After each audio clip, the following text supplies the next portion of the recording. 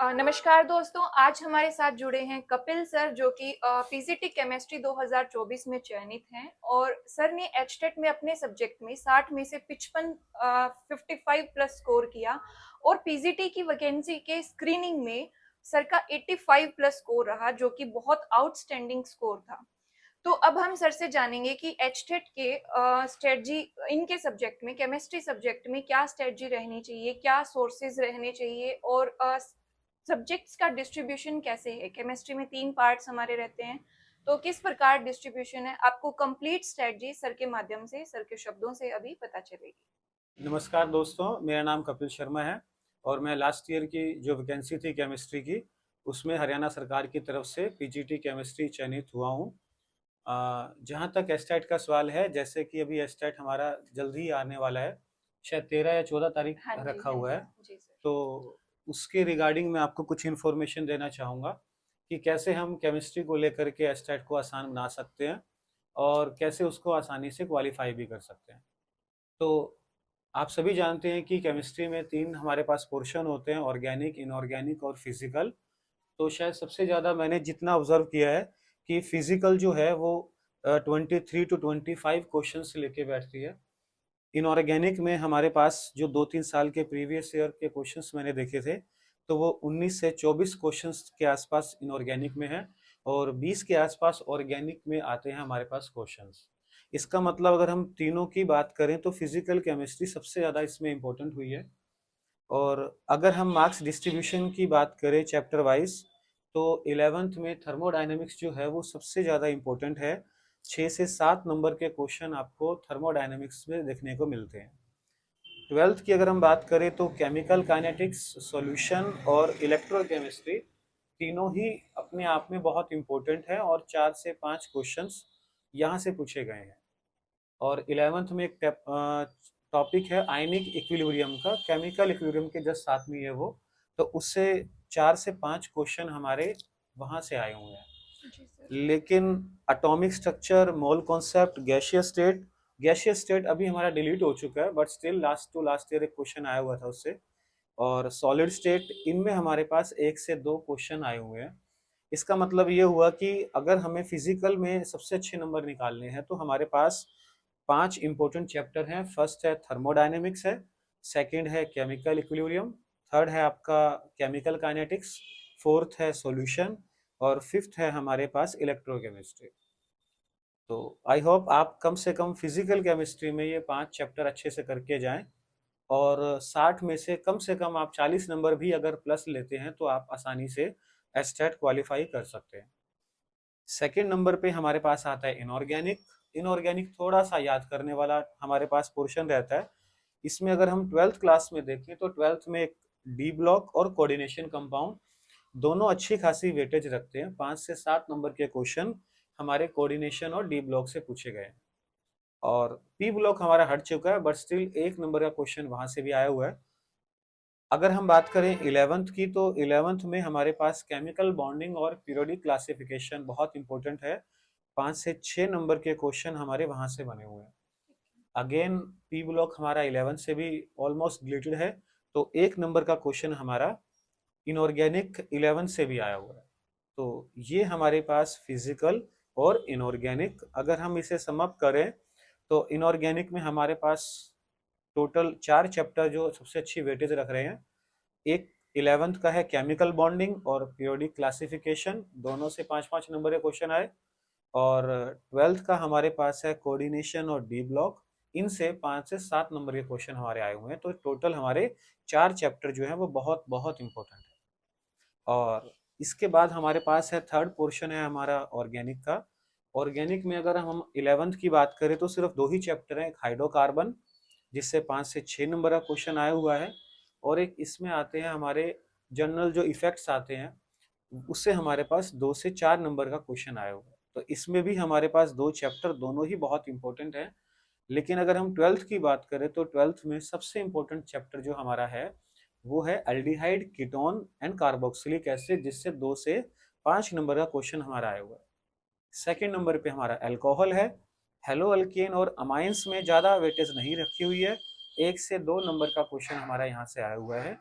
और एक बार हमारा बायोकेमिस्ट्री, जिसको आप कार्बोहाइड्रेट भी मानते हैं, वहां से भी 2 से 3 नंबर में क्वेश्चन आया है। ठीक है। तो तो हाँ जी। सर ये आपका आप जो भी तीनों आपके सब्जेक्ट्स हैं उनका आपने डिस्ट्रीब्यूशन बताया। अभी हाँ आप जी। जो भी ऑडियंस है, जो भी स्टूडेंट्स, आप उन्हें ये बताएं कि इनको प्रिपेयर कहाँ से करें, सोर्सेज हमारे क्या रहने चाहिए? देखिए, हमारे पास जितने भी 11th-12th को टीच करने वाले टीचर्स भी हैं या और भी स्टूडेंट्स हैं, अगर वो एनसीईआरटी को बहुत अच्छे से करते हैं तो बेसिक जो है हमारे पास जो, वो एनसीईआरटी में ही है। लेकिन जहाँ तक प्रैक्टिस की बात है तो एनसीईआरटी एग्जाम्पलर के क्वेश्चंस आते हैं। जी। ये क्वेश्चंस आप ऐप से भी ले सकते हैं, ये क्वेश्चंस आप प्रदीप मॉडर्न एबीसी किसी भी हेल्प बुक में ये क्वेश्चंस आते हैं। तो आप यहाँ से इनकी प्रैक्टिस करें, और जितनी ज़्यादा आप प्रैक्टिस करेंगे उतना ही आपको आसानी होगी क्वेश्चंस को सॉल्व करने में। कारण, हाँ जी, कारण क्या है कि आपको 60 एक मिनट, क्वेश्चंस, एक हाँ मिनट, हाँ थोड़ा गैप दे के लो, ये शोर हो गया था। हाँ, हाँ। कारण क्या है कि आप 60 क्वेश्चंस आप केमिस्ट्री के अटेम्प्ट करने जा रहे हो सकता है कि आपको वो 60 के 60 क्वेश्चंस आते भी हों, बट आपको वो कम से कम टाइम में करना है, ये है आपका मेन मोटिव। तो अगर आप इसको 40 मिनट्स में कर रहे हैं, 50 मिनट्स में कर रहे हैं, तो ही आप एसटेट में अच्छा स्कोर कर सकते हैं। अगर आपने सब्जेक्ट को ही 60 मिनट्स या 60 से ज़्यादा दे दिए, तो फिर वहाँ पर आपको थोड़ा सा मुश्किल होने वाला है। जी। तो आपके पास जो रेफरेंस बुक है वो प्रदीप की बुक हो सकती है, मॉडर्न एबीसी है, या कोई भी हेल्प बुक हो सकती है जिससे आप अपने क्वेश्चंस की प्रैक्टिस करें। और बेसिक जो है वो आपका एनसीईआरटी है, इससे बाहर कुछ नहीं आएगा। तो जो टीचर्स पढ़ाते हैं उनके लिए तो बहुत आसान है, लेकिन जो नई एमएससी करके आए हुए हैं उनको थोड़ा सा प्रैक्टिस करने की ज़्यादा ज़रूरत रहती है। हाँ जी। हाँ जी। और इसमें एक चीज मैं ऐड करना चाहूंगी, हमारे एचटेट के जो भी प्रीवियस ईयर क्वेश्चंस हैं आप उनको प्रैक्टिस करें। एचपीएससी के और अदर जितने भी स्टेट पीसीएस हैं उनके जो भी स्क्रीनिंग के एग्जाम रहते हैं, पीजीटी के, असिस्टेंट प्रोफेसर तो चलो लेवल हाई हो जाता है, बट पीजीटी लेवल के आप उनको प्रैक्टिस करें। जितनी ज्यादा एमसीक्यूज आप प्रैक्टिस करेंगे उतनी ही आपकी एक्यूरेसी बढ़ने के चांसेस रहते हैं। तो ये आपकी कंप्लीट स्ट्रेटजी थी एचटेट की। अब हम सर से बात करेंगे कि अगर पीजीटी की वैकेंसी, ऐसा माना भी जा रहा है कि बहुत जल्द हमें पीजीटी की वैकेंसी देखने को मिलेगी, तो स्क्रीनिंग को कैसे प्रिपेयर करें? स्क्रीनिंग के लिए सर क्या स्ट्रेटजी रहनी चाहिए? देखिए, अगेन जो स्क्रीनिंग का पेपर है वो आपका अभी लास्ट टाइम जो हुआ था वो 2 आवर्स का था, जिसमें हमारे पास क्वेश्चंस जो थे वो 100 क्वेश्चंस थे। लेकिन अगेन आपका प्रैक्टिस ही है जो आपको वो कम टाइम में आपको सोल्व करने की हेल्प करवाएगी।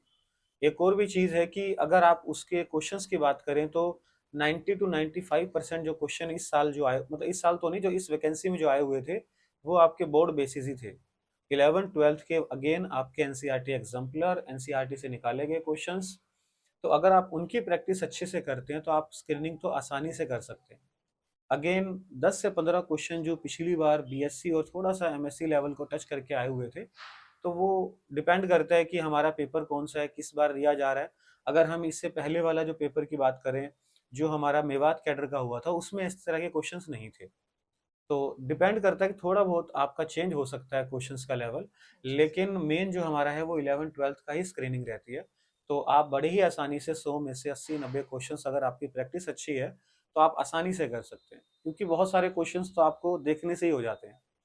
क्योंकि इनऑर्गेनिक के कुछ क्वेश्चंस हैं, आपके फिजिकल के हैं या ऑर्गेनिक के हैं, लेकिन जरूर है कि फिजिकल में कुछ पोर्शन है आपका जो कैलकुलेशन बेस्ड है, तो आपका थोड़ा सा कैलकुलेशन वाला पोर्शन भी स्ट्रॉन्ग रहना चाहिए, तभी आप उसको कम टाइम में कर पाएंगे। बिल्कुल। हाँ जी। अ, इस यहाँ पर मैं एक चीज बोलना चाहूंगी कि एक्यूरेसी जो है वो बहुत कम लोगों में देखने को मिलती है। सर की एक्यूरेसी जो थी वो 99.9% रही थी सर। एम आई राइट सर? हाँ जी मैडम। सर ने 88 क्वेश्चंस कुछ अटेम्प्ट किए एंड शायद एक या दो क्वेश्चन ही सर का गलत हुआ, तो इट मीन्स कि एक्यूरेसी बहुत मैटर करती है।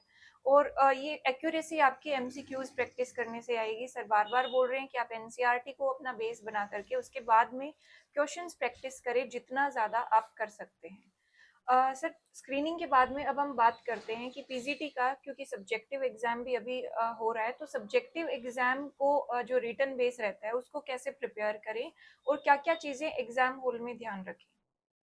देखिए, जो इस बार का सिलेबस था उसमें हमारे पास केमिस्ट्री की अगर हम बात करें तो टोटल 18 क्वेश्चंस थे, हाँ जी। जिसमें हमें 15 क्वेश्चंस करने थे, 3 घंटे का समय था।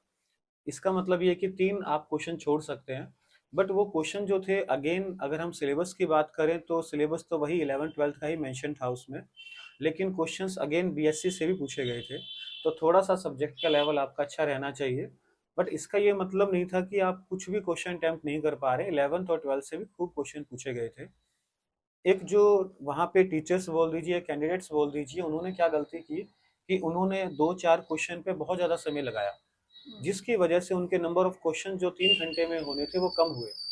तो आपको ये भी देखना है कि उन 3 घंटे में आपके पास जो टोटल 15 क्वेश्चन हैं, हर क्वेश्चन के लिए कितना मिनट है, और जैसे जैसे वो मिनट आपके खत्म होते हैं तो आपको नया क्वेश्चन शुरू करना पड़ेगा। अगर आप एक ही क्वेश्चन पे ज़्यादा समय लगाएंगे तो फिर वहां पर आपके जो बाकी क्वेश्चंस हैं उनके लिए आपको समय नहीं मिलेगा। अब आपने एक क्वेश्चन बहुत अच्छा कर लिया, मान लीजिए उसको 8 के बजाय आपको 9 नंबर मिल गए, 10 नंबर मिल गए, 10 से ज़्यादा तो मिल नहीं सकते हैं आपको। लेकिन एट द सेम टाइम अगर आपके दूसरे क्वेश्चन रह जाते हैं तो फिर आपका ओवरऑल जो स्कोर है वो नीचे आ जाएगा। तो अगेन 11th-12th जो आपको बताया हुआ है वो तो आपको करना ही करना है, लेकिन थोड़ा सा बीएससी का जो हमारा सिलेबस रहता है अपडेटेड है, आपको उसके साथ भी थोड़ा सा अच्छे से काम करना होगा। लिखने की प्रैक्टिस आपकी बहुत ज़रूरी होनी चाहिए। हाँ जी, क्योंकि वहाँ पर 3 घंटे आपको लिखना है। मोस्टली हमारे जो टीचर्स हैं उनके लिखने की हैबिट ना के बराबर ही होती है। तो आपको उस पेपर की तैयारी के लिए थोड़ा सा लिखने की हैबिट होनी चाहिए, और कितने क्वेश्चंस आपको करने हैं इस बात में भी आपको थोड़ा सा सोचना पड़ेगा। हाँ जी, तो जब आपका स्क्रीनिंग आप दे दें उसके बाद में आप सब्जेक्टिव के लिए जितने ज़्यादा मॉक टेस्ट हो सके, सब्जेक्टिव फुल लेंथ आप मॉक टेस्ट लगाएं ताकि आप आपकी स्ट्रेंथ और वीकनेस को जान सकें कि आप एक क्वेश्चन पे कितना टाइम लगा रहे हैं। हार्डली 8 से 9 मिनट में आपका एक क्वेश्चन कंप्लीट हो जाना चाहिए और वो प्रैक्टिस से ही आपको पता चलेगा। काफ़ी बार ये होता है जैसे सर ने बताया कि आप एक क्वेश्चन पे ही 15-20 मिनट लगा दे रहे हैं, तो उससे आपका क्वेश्चन छूटेगा। 14-15 लास्ट के क्वेश्चंस आपके रह जाएंगे और वो आपको बहुत ज़्यादा लॉस होने वाला है आपका। तो इन चीज़ों को अवॉइड करने के लिए आप फुल लेंथ मॉक टेस्ट जरूर लगाएं। अब सर से हम बात करेंगे सर कि हल्का फुल्का इंटरव्यू का अपना एक्सपीरियंस शेयर करें और स्टूडेंट्स को गाइडेंस दें कि किस प्रकार अपने खुद को प्रिपेयर करके जाएं इंटरव्यू के लिए। देखिए मैम, जहाँ तक इंटरव्यू की बात है तो वहाँ पर अगेन पैनल तो होता ही है। बीयू के प्रोफेसर थे शायद, सुनने में जो मुझे आया था, तो वहाँ पर अलग अलग सब्जेक्ट के थे, ऑर्गेनिक, इनऑर्गेनिक, फिजिकल। आपके पास एक बोर्ड रहता है, वो चौक या फिर आपको मार्कर देते हैं। तो कम से कम हर एक्सपर्ट ने मुझसे 4 से 5 क्वेश्चन पूछे थे। अगेन वो 4 से 5 क्वेश्चन का जो लेवल था वो 12th बेस्ड ही था, उसमें कुछ आपका बीएससी या एमएससी का नहीं था। बट जस्ट वो आपका एक कॉन्फिडेंस देख रहे थे, आप कितना अच्छे से एक्सप्लेन कर पा रहे हैं चीज़ों को, वो भी चीज़ ये थी।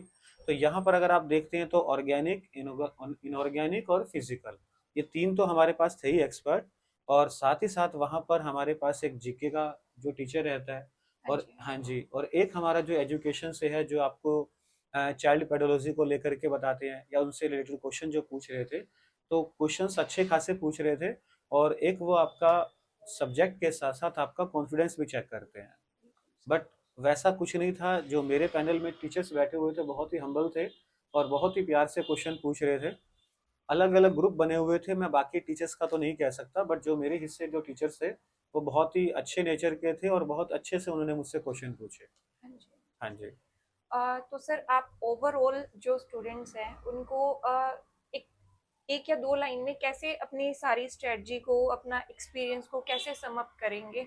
कुछ बच्चों को गाइडेंस दें कि अभी लाइक एग्जाम डेट्स एकदम से आ गई हैं, बच्चे थोड़ा नर्वस भी होंगे, तो आप क्या बोलना चाहेंगे हमारे स्टूडेंट्स को? देखिए, एक तो कोई भी एग्ज़ाम हो, जैसे हमारा एस्टेट है या उसके बाद की कोई वैकेंसी पीजीटी की आती है, तो सबसे जो इम्पोर्टेंट रहता है वो आपकी कंसिस्टेंसी है, कि आप डेली कितना पढ़ते हैं। अब हम कितना पढ़ रहे हैं सिर्फ ये मैटर नहीं कर रहा है कि हमने बच्चों को पढ़ा दिया है। पढ़ाने के साथ साथ हमें अपनी प्रैक्टिस पे भी काम करना होगा अगर हम किसी भी पेपर में बैठना चाहते हैं। बैठने का मतलब सिर्फ वहाँ पर क्वालिफाइंग नहीं है अगर आप अच्छा स्कोर करना चाहते हैं। क्योंकि देखिए, एस्टेट तो चलो ठीक है, आपके 90 मार्क्स की ही बात है, लेकिन उसके बाद के जो पेपर रहते हैं अगर आप बिल्कुल उसमें सर। टॉप पोजीशन पे नहीं आते हैं तो वहाँ पर आपकी सिलेक्शन नहीं हो पाएगी। तो अगर आप कंसिस्टेंसी डेली पढ़ते हैं 7 से 8 घंटे, अब चूंकि हमारे पास समय बहुत कम बचा हुआ है, हाँ तो जी। आप कम से कम 10 से 12 घंटे लगाएं और ये काम आप डेली करें। और जिन जिन चैप्टर से मैंने आपको बात की है, एटलीस्ट उनको तो आप बहुत अच्छे से करें, ताकि आप 60 में से 40 से 45 आप हर हालत में स्कोर करें।